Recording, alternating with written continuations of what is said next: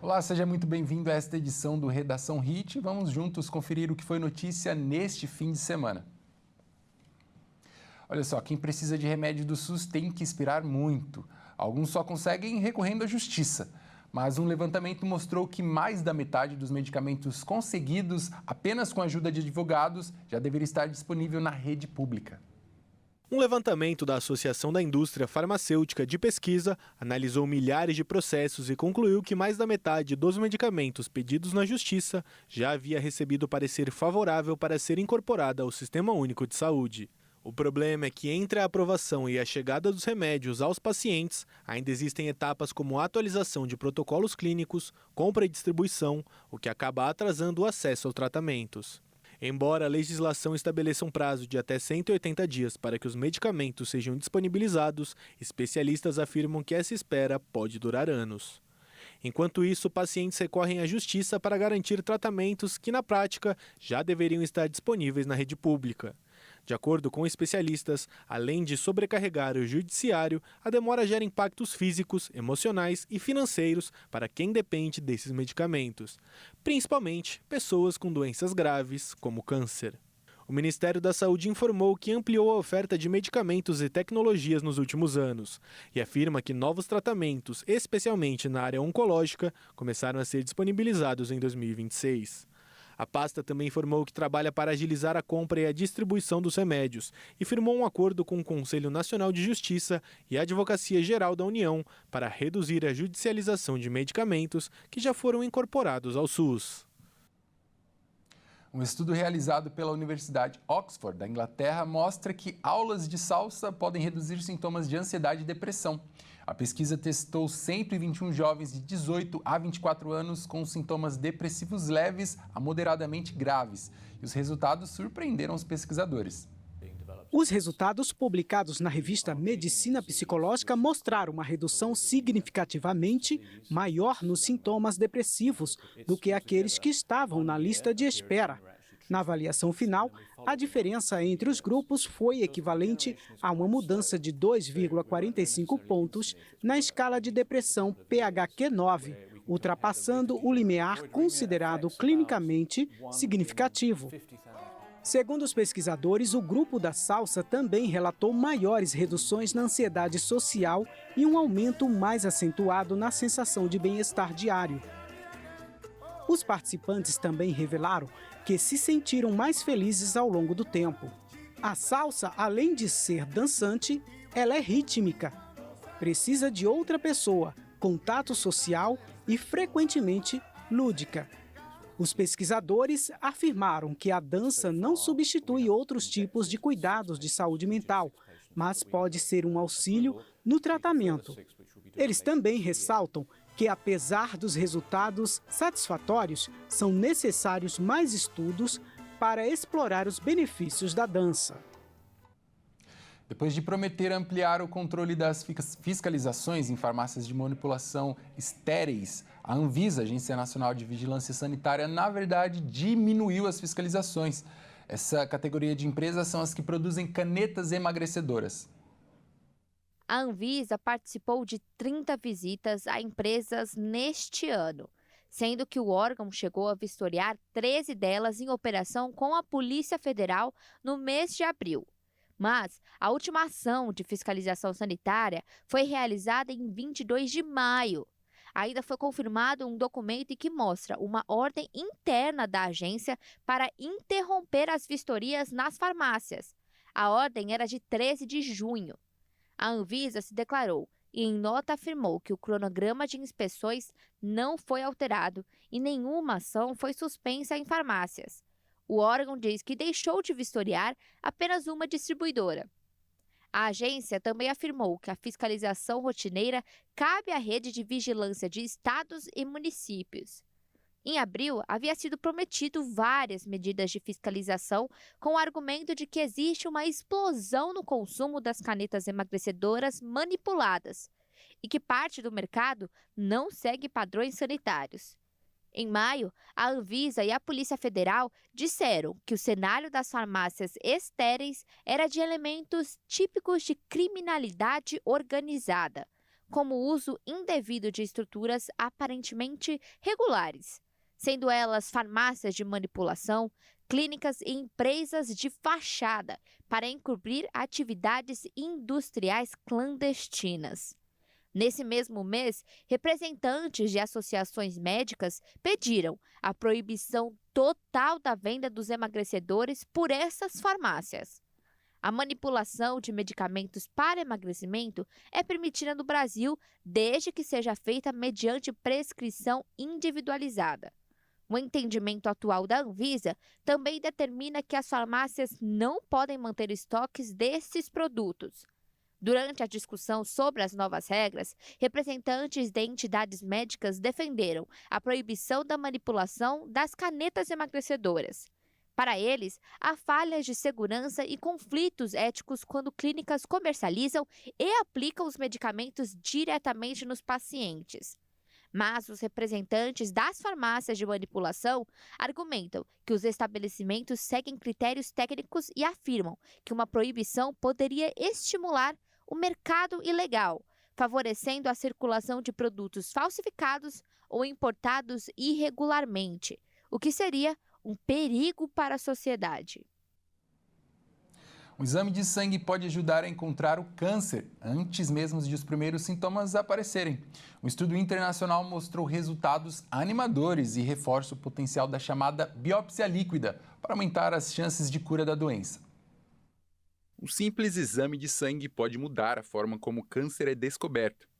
Um estudo realizado no Reino Unido, com quase 143 mil pessoas, mostrou que a chamada biópsia líquida conseguiu identificar 4 vezes mais casos de câncer do que os outros métodos tradicionais de rastreamento. O exame funciona procurando pequenos fragmentos de DNA liberados por células cancerígenas na corrente sanguínea. Esses sinais podem aparecer antes mesmo de a doença causar sintomas ou ser encontrada em exames convencionais.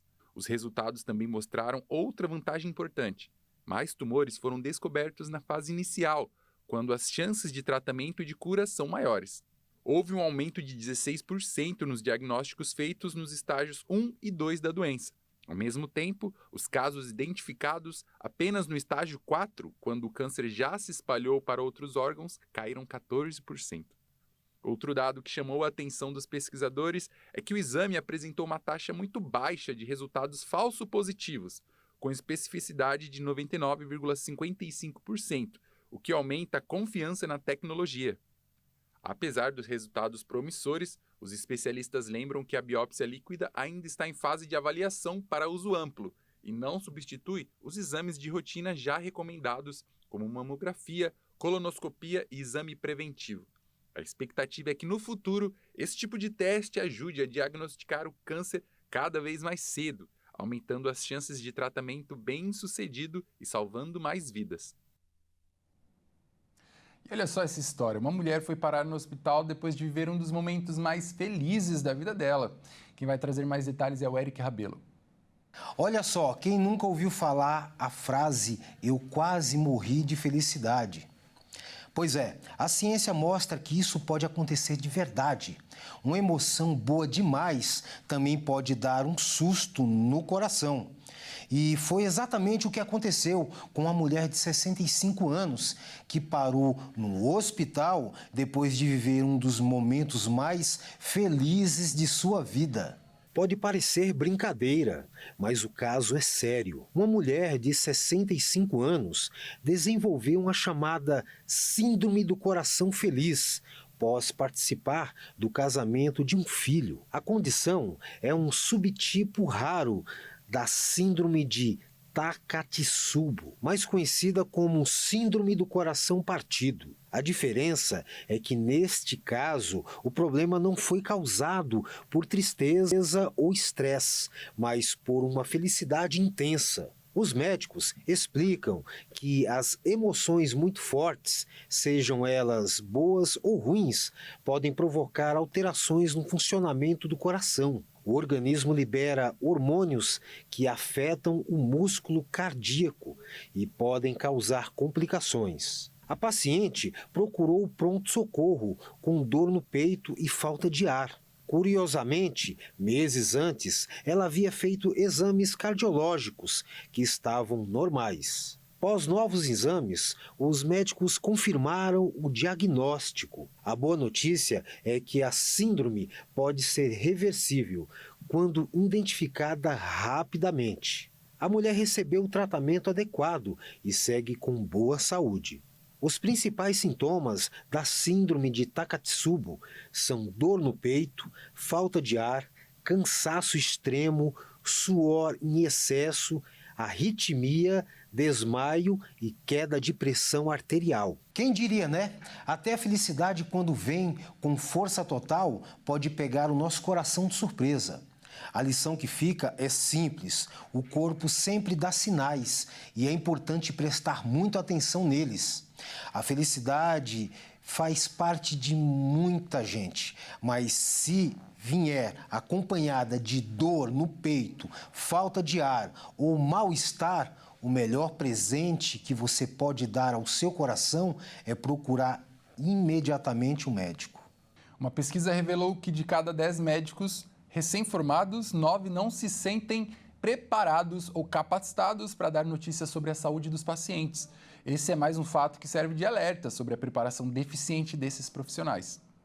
Tudo mostra que 90% dos médicos recém-formados avaliam que não estão preparados para comunicar más notícias a pacientes e familiares. A pesquisa ouviu 2.418 médicos antes do início da residência e revelou que cerca de 40% nunca receberam treinamento formal sobre o tema. Embora pouco mais de 61% tenham tido algum conteúdo durante a graduação, a maioria considera que a formação foi insuficiente. A formação médica conta não apenas com o aprendizado de procedimentos técnicos e protocolos para tratar cada doença, mas também com o aprimoramento da capacidade de comunicação de cada aluno. É de extrema importância que, durante o curso, os estudantes de medicina adquiram e aperfeiçoem a habilidade de se comunicar de forma clara com todos ao seu redor, sejam pacientes, familiares ou membros da equipe de saúde. A relação médico-paciente inclui muitas vezes a comunicação de más notícias ao paciente e familiares, o que gera um impacto negativo na vida destes e por isso é necessário que essa comunicação seja feita de forma cuidadosa e empática pelo médico. Na área da saúde, a comunicação adequada é importante para ter uma relação médico-paciente e familiar afetiva, favorecendo o paciente a ter uma maior confiança no profissional, a aderir ao tratamento de modo adequado e a diminuir seu nível de ansiedade perante o quadro encontrado. Mas também as más notícias na área da saúde são informações que podem piorar a perspectiva de futuro do paciente, dependendo de sua personalidade, crenças e apoio social. Os pesquisadores alertam que uma comunicação inadequada pode comprometer a compreensão do paciente sobre a própria doença, dificultar decisões sobre o tratamento e até reduzir a adesão a terapias. O estudo também identificou falhas no conhecimento de protocolos específicos para esse tipo de conversa.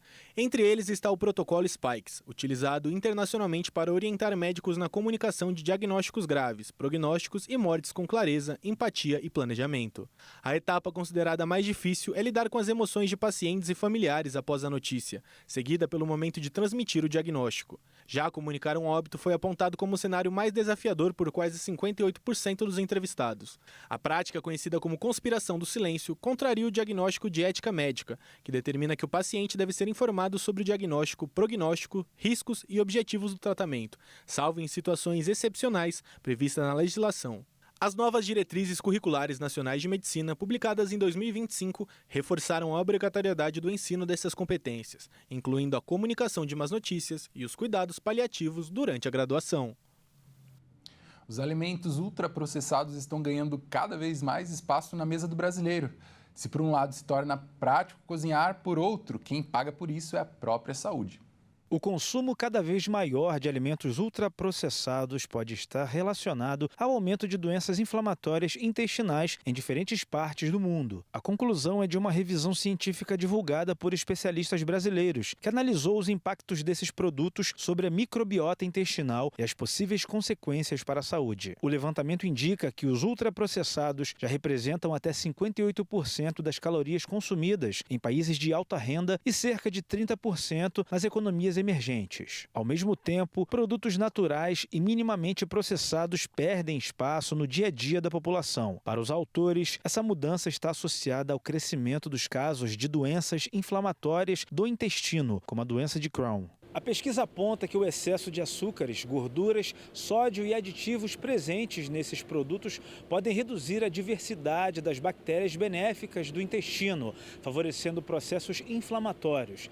Esse desequilíbrio também pode elevar o risco de outras doenças crônicas, entre elas problemas cardiovasculares, alguns tipos de câncer e doenças autoimunes. Os especialistas destacam que a saúde intestinal também depende de outros fatores, como a prática de atividade física, a qualidade do sono, o controle do estresse e hábitos como o tabagismo e o consumo de bebidas alcoólicas. Ainda assim, a alimentação continua sendo um dos principais fatores para preservar o equilíbrio do organismo. A orientação é priorizar uma dieta baseada em produtos frescos e minimamente processados, como frutas, legumes, verduras, feijão e preparações caseiras. O Guia Alimentar para a População Brasileira, elaborado pelo Ministério da Saúde, também recomenda reduzir o consumo de ultraprocessados como forma de prevenir doenças e manter a saúde do intestino.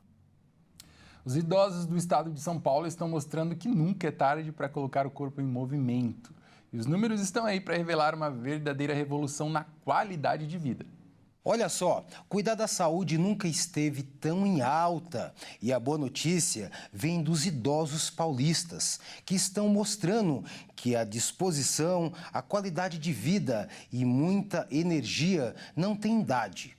O número de pessoas com mais de 60 anos que praticam atividades físicas cresceu no estado de São Paulo e os idosos surpreendem.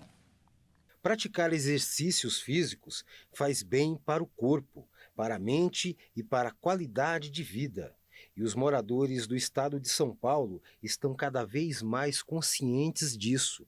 Segundo um estudo da Fundação SEAD, mais da metade da população paulista pratica algum tipo de atividade física. Em 2019, esse número era de apenas 39%.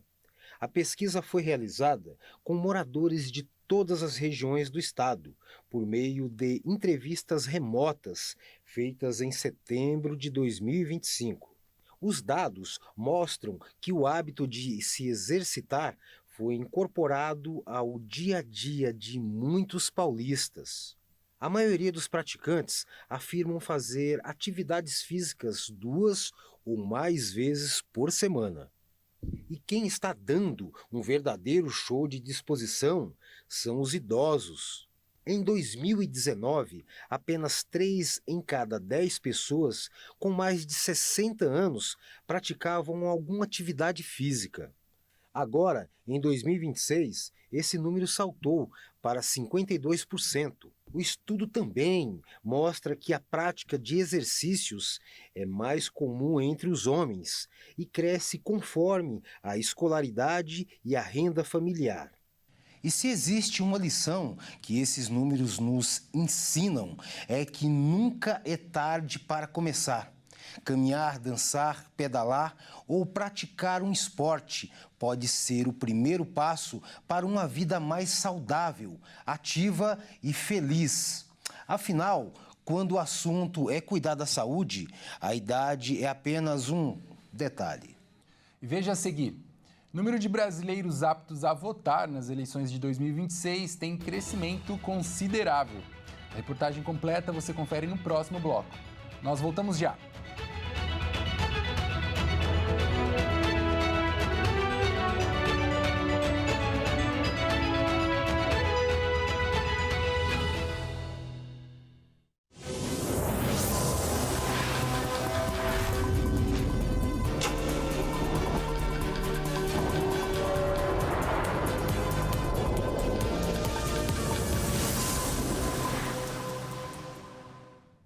Olá, nós estamos de volta, seja bem-vindo mais uma vez.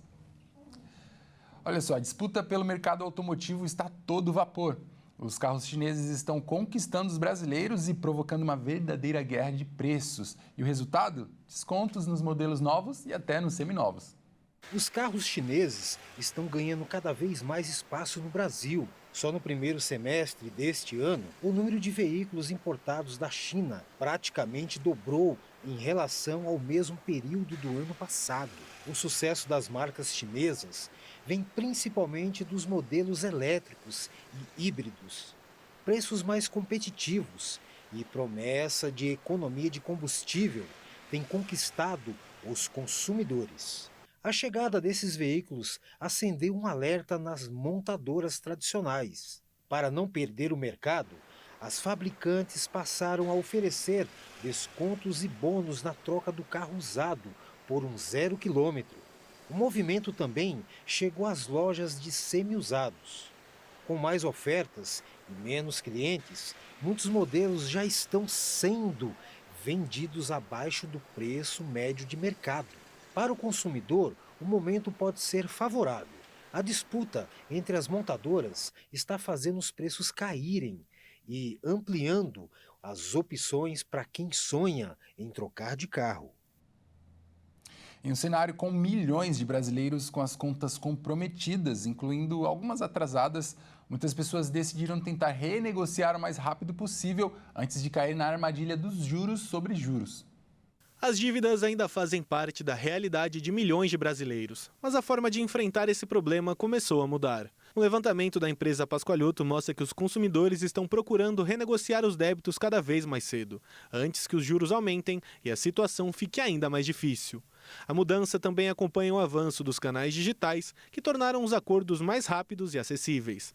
Mas especialistas lembram que nem toda dívida começa por falta de planejamento. Doença, desemprego, perda de renda, separações e até a morte de um provedor da família estão entre os principais motivos que levam muitas pessoas ao endividamento. Em vários casos, o problema se agrava quando o consumidor faz um novo empréstimo apenas para pagar uma dívida antiga. De acordo com a Serasa, o Brasil tem hoje mais de 83 milhões de pessoas com contas em atraso e o cartão de crédito continua entre os principais responsáveis pelo endividamento. De cada 10 brasileiros, 4 estão inadimplentes e com os nomes negativados há uma década, segundo o levantamento do mapa da inadimplência da Serasa, divulgado desde 2016. O dado de reincidência aparece em um cenário de avanço consistente da inadimplência do Brasil.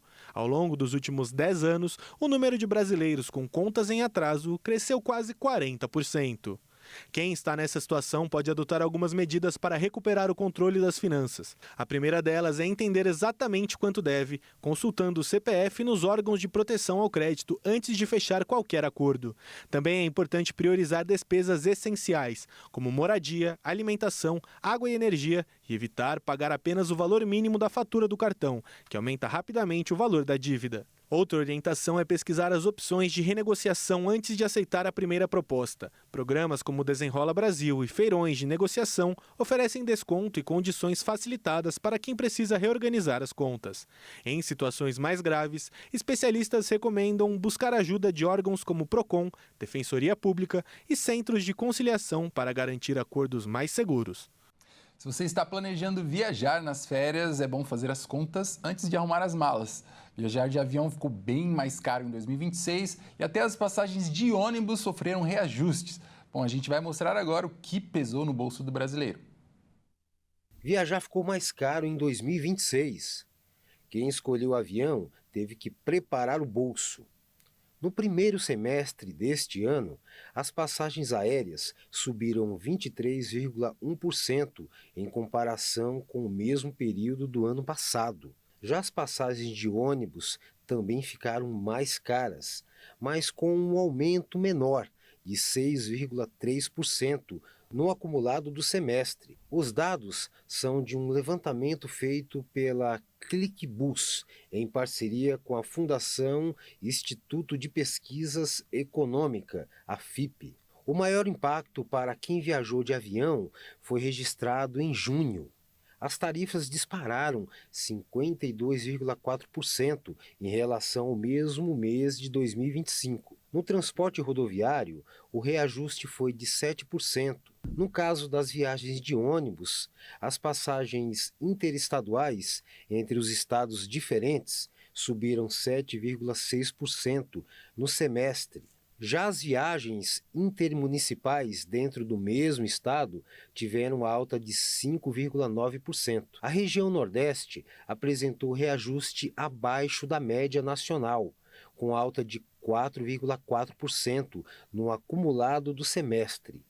Em junho, a região registrou a maior alta mensal do país no transporte rodoviário, com aumento de 3%. E os aumentos não são de hoje. Desde 2017, as passagens aéreas acumulam a alta de 80,9%. No transporte rodoviário, o aumento chega a 59,8%. Outro dado que chama a atenção é o preço do diesel. O combustível subiu 8,5% no primeiro semestre deste ano. Mesmo assim, o reajuste das passagens de ônibus ficou abaixo deste percentual, o que mostra que parte do aumento dos custos foi absolvida pelas empresas do setor, sem ser totalmente repassada aos passageiros. E mesmo com as viagens mais caras, o transporte aéreo brasileiro bateu recorde e já movimentou mais de 65 milhões de passageiros somente nesse primeiro semestre. Vamos conferir mais detalhes na reportagem. O transporte aéreo brasileiro registrou o melhor primeiro semestre da série histórica, ao movimentar 65,2 milhões de passageiros entre janeiro e junho de 2026. O resultado representa crescimento de 6,5% em relação ao mesmo período do ano passado e reforça o ritmo de expansão da aviação civil no país, segundo dados divulgados pela Agência Nacional de Aviação Civil, a ANAC.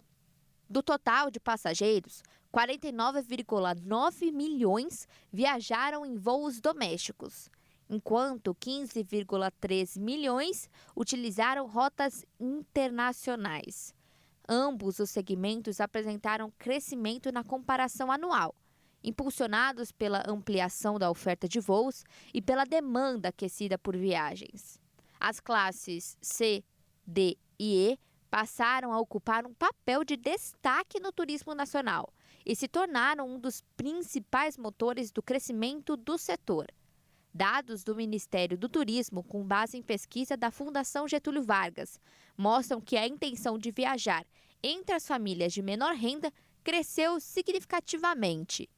Em uma das sondagens do órgão, a intenção de viagem das famílias com renda de até 3 salários mínimos aumentou 78%, enquanto na faixa seguinte de renda, o crescimento foi de 24,5%.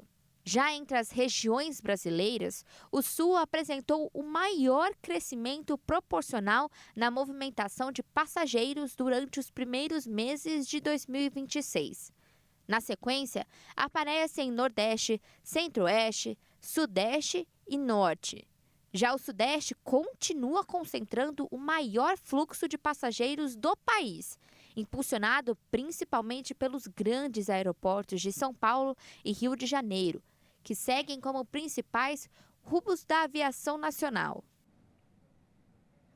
Com as eleições às portas, o número de brasileiros aptos a votar em 2026 teve um crescimento considerável. O Norte foi a região com maior aumento.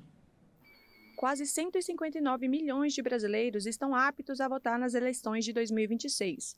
Os dados fazem parte da atualização do eleitorado, divulgados no portal do Tribunal Superior Eleitoral. A pesquisa aponta a idade, sexo, raça, localidade, entre outros dados dos aptos a votar.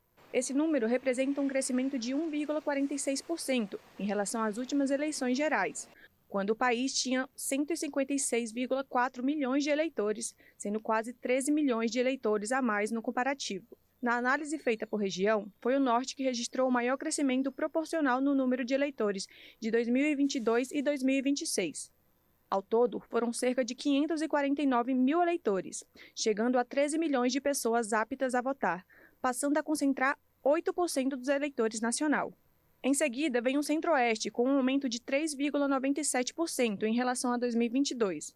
Por outro lado, o Sudeste, a região que concentra o maior número de eleitores, teve um declínio de 0,56% no total. O eleitorado feminino segue sendo maior, com quase 84 milhões de mulheres aptas a votar. O primeiro turno das eleições deste ano será no dia 4 de outubro. Serão escolhidos o presidente da República, os 27 governadores, 54 senadores e deputados federais, estaduais e distritais. O segundo turno está marcado para dia 25 de outubro. No Brasil, o voto é obrigatório para maiores de 18 anos e optativo para analfabetos, jovens de 16 e 17 anos e para maiores de 70 anos. Os investidores estrangeiros descobriram no Brasil um local atraente para comprar imóveis. É o turismo de negócios. Além dos preços mais baixos em relação aos seus países, locais como o litoral de Santa Catarina ou Rio de Janeiro costumam garantir um bom retorno. O interesse de estrangeiros por imóveis no Brasil tem crescido e já impacta o mercado imobiliário em algumas das principais regiões turísticas do país. Áreas como Zona Sul do Rio de Janeiro e o litoral de Santa Catarina registram aumento na procura por compradores de outros países, movimento que tem elevado o valor dos imóveis e dos aluguéis. O crescimento do turismo internacional e a expansão do trabalho remoto ajudaram a impulsionar esse cenário. Em 2025, o Brasil recebeu mais de 9 milhões de visitantes estrangeiros, o maior número da série histórica. Somente nos 5 primeiros meses deste ano, quase 5 milhões de turistas internacionais entraram no país. Além dos visitantes, profissionais que trabalham à distância e os chamados nômades digitais têm contribuído para a maior demanda por moradia. Entre os principais compradores estão argentinos, americanos e europeus. Especialistas apontam que a combinação entre preços mais competitivos, facilidade para a obtenção de residência e perspectiva de valorização dos imóveis torna o mercado brasileiro mais atrativo. A legislação brasileira, inclusive, permite que estrangeiros solicitem autorização de residência após a aquisição de imóveis que atendam aos critérios estabelecidos pelo governo federal. Outro fator que tem estimulado esses investimentos é o crescimento das plataformas de hospedagem de curta temporada. O Brasil já é o terceiro país do mundo com mais anúncios neste segmento, e cidades como Rio de Janeiro e Florianópolis mais do que dobraram a oferta desde 2022. Para muitos compradores, o imóvel passou a representar também uma fonte de renda. Ao mesmo tempo, o avanço desse mercado tem levantado discussões sobre os impactos para a população local. Especialistas alertam que o aumento da procura pode contribuir para a alta dos aluguéis e reduzir a oferta de moradias de longa duração. O tema já tem motivado debates sobre novas regras para locações de curta temporada, inclusive após decisão do Superior Tribunal de Justiça, que permite aos condomínios restringir esse tipo de locação mediante aprovação em assembleia. A tecnologia está transformando a rotina no campo.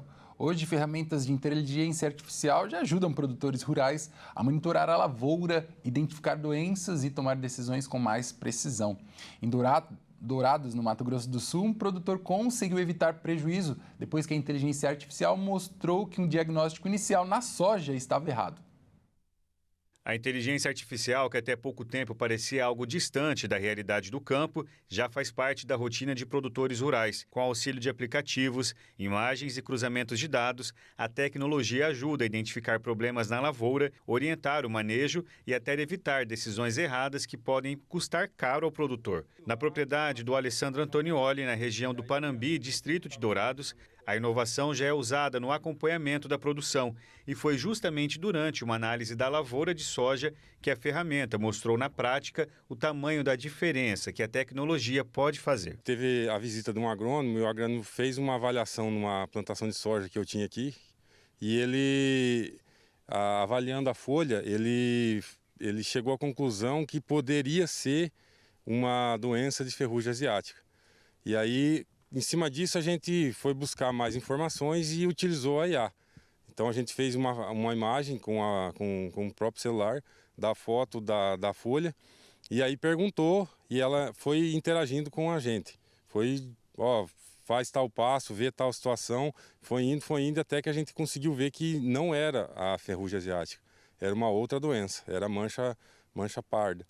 E aí a gente pôde ver que ela é muito útil. No agro, um diagnóstico equivocado pode significar gasto desnecessário com defensivos, perda de produtividade e até comprometimento de parte da safra.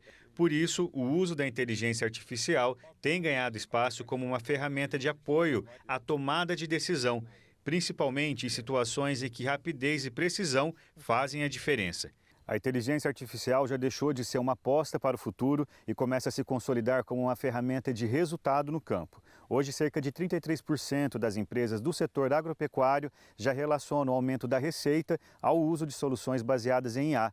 Na prática, isso significa transformar dados em decisões mais rápidas e precisas. E é justamente esse apoio que muitos produtores têm buscado, usar a tecnologia para reduzir erros, evitar desperdícios e proteger a produtividade. Além de ajudar na identificação de doenças e pragas, a IA também vem sendo usada para interpretar imagens de drones e satélites, detectar estresse hídrico, deficiência nutricional e falhas no desenvolvimento das plantas.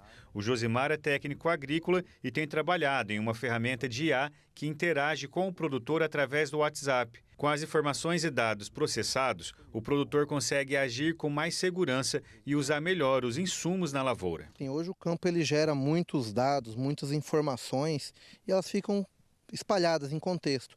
A ideia da inteligência artificial é justamente isso, ela concentrar essas informações para ajudar na melhor tomada de decisão e o mais rápido possível. Então é mais ou menos isso a ideia. Então hoje tem aplicativo de clima, tem aplicativo de gestão, tem o nosso que a gente está desenvolvendo que é para dados agronômicos e climáticos junto para a tomada de decisão na lavoura, não substituindo nem o agrônomo e nem substituindo o produtor rural. É um auxílio a mais para a tomada de decisão mais rápido. Ele conta que a inovação tecnológica também é capaz de analisar o solo, identificar e mapear áreas com deficiência de nutrientes e dar um diagnóstico preciso para que o produtor possa utilizar as melhores técnicas. O resultado é maior produtividade, qualidade e economia. Evitando desperdícios, né, em cima de insumos, aplicações nos momentos mais adequados, aplicação de insumo aonde precisa e quando precisa. Então, toda essa tomada de decisão acaba sendo mais assertiva, gerando economia e evitando desperdício. Com resultados precisos que auxiliam o trabalho humano, a tecnologia já se tornou parte da rotina do agronegócio e uma importante aliada no manejo da lavoura. Hoje o produtor está precisando de ajuda rápido e com certeza ter os dados na mão. Uma coisa grande que ela auxilia muito também é no armazenamento de dados. Então, todo o processo que nós temos aqui, ela está armazenada dentro dela. Então, você tem uma noção melhor. Então, você está mais assessorado, utilizando a IA. A inteligência artificial não substitui a experiência de quem vive o dia a dia do campo, mas cada vez mais se torna uma aliada que mostra que o futuro do agro já começou. Acredito que ela está democratizando mais, está sendo mais acessível, está sendo uma quebra de paradigma de utilização da ferramenta. Acredito que o campo está se modernizando, não tem como não se modernizar, porque daí gera custo. Hoje o custo da lavoura é muito alto, ele consegue enxugar isso, ele consegue trazer, maximizar o resultado dele com menos, vamos assim dizer. Bom, essa edição fica por aqui. Muito obrigado pela sua companhia e desejo a você um ótimo domingo. Tchau, tchau.